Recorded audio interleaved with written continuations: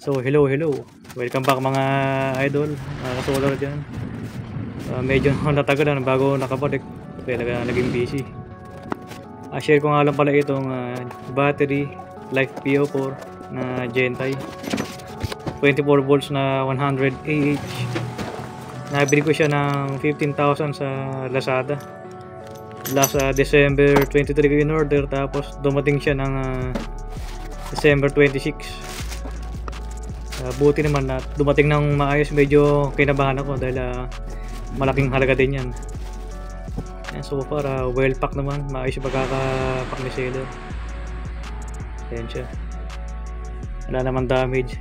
Wala ko talaga nung una, lakihan lang yung battery 200 Ah, pero naisip ko mas okay na mag 24 volts na kasi mas malawak yung upgrade niya. Mas maraming pwede ilagay na solar panel, tapos maraming inverter na pwede pagpilian, lalo na yung mga hybrid. So yan yung voltage out of the box, 26.3 volts.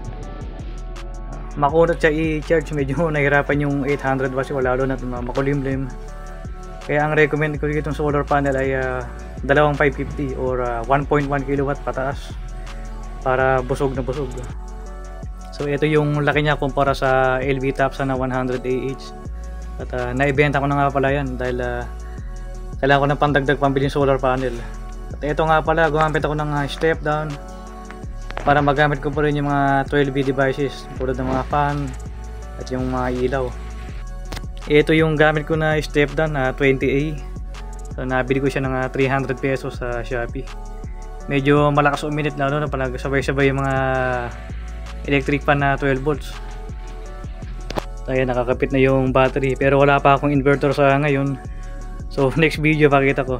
Ayan, nilagyan ko siya ng fuse input saka output para safe talaga. Kamusta naman kaya yung charging? Makunat siya i-charge, lalo na pag makulimlim. Medyo natutulog siya sa bandang 27 volts. Muntikan ko pang i-return dahil akala ko wala sa balance. Pero nung gumanda yung araw, lumalagpas naman siya sa 28 volts.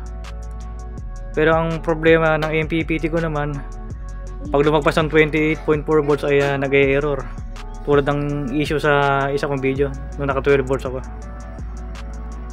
At ayan po yung loob ng battery. So thanks to Sir Nad sa pag-share. At ayan, kaganda ng pagkaka-build.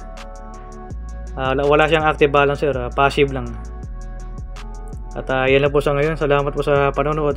So next video, share ko po sa inyo yung 24 volts setup ko. So from 12V to 24 volts. Kung ilang panel ba gamit ko, saka yung inverter at yung mga load. Salamat po.